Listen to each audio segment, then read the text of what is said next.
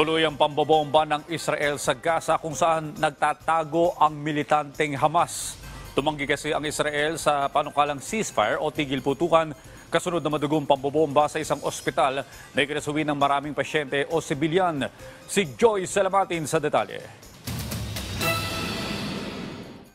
Papalo sa 500 ang namatay matapos tamaan ng missile ang Al-Ali Baptist Hospital sa Gaza.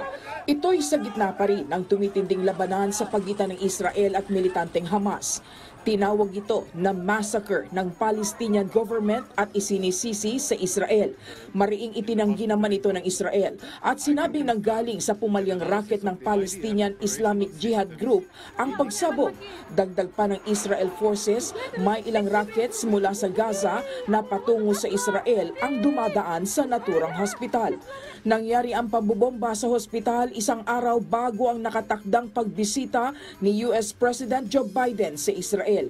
Mariing kinondena ito ng lider ng Amerika at nagpaabot ng pakikiramay sa lahat ng nawalan ng mahal sa buhay dahil sa insidente. Maging si United Nations Secretary General Antonio Guterres, kinondena ang pag-atake.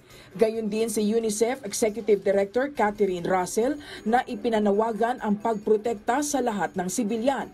Giit niya, dapat nang magpatupad ng tigil putukan at bigyang daan ang humanitarian aid. Ganito rin ang panawagan ng World Health Organization. Anila, maraming buhay ang nailalagay sa kapahamakan sa bawat oras na nasasayang hanggat hindi binibigyan ng access ang humanitarian efforts sa Gaza. Kasunod naman ng pagsabog sa hospital, kabi-kabila ang protesta ang isinagawa sa iba't ibang lugar. Sa Amman, Jordan, gumamit na ng tirgas ang mga pulis para itaboy ang mga demonstrador na nagtungo sa embahada ng Israel. Sa Lebanon naman, nauwi sa gulo sa pagitan ng mga demonstrador at pulis ang ginawang kilos protesta sa labas ng embahada ng Amerika. Maging sa West Bank, nagkasagupaan ang mga demonstrador at mga tauhan ng Palestinian Forces.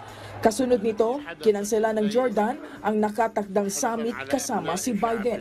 Nakatakdasan ng makipagpulong si Biden kina Jordan's King Abdullah II, Egyptian President Abdel Fattah el-Sisi at Palestinian Authority President Mahmoud Abbas.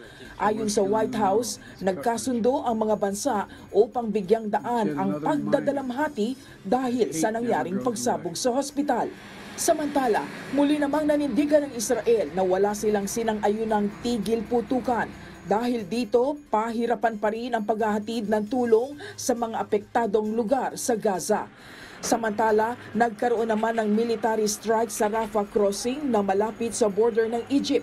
Maraming Palestinian na ang nagtungo sa lugar sa pag-asang makalilikas. Sa ngayon, papalo na sa mahigit 4,000 ang namatay sa nagpapatuloy na bakbakan ng Israel at Gaza. Joy Salamatin para sa Bayan.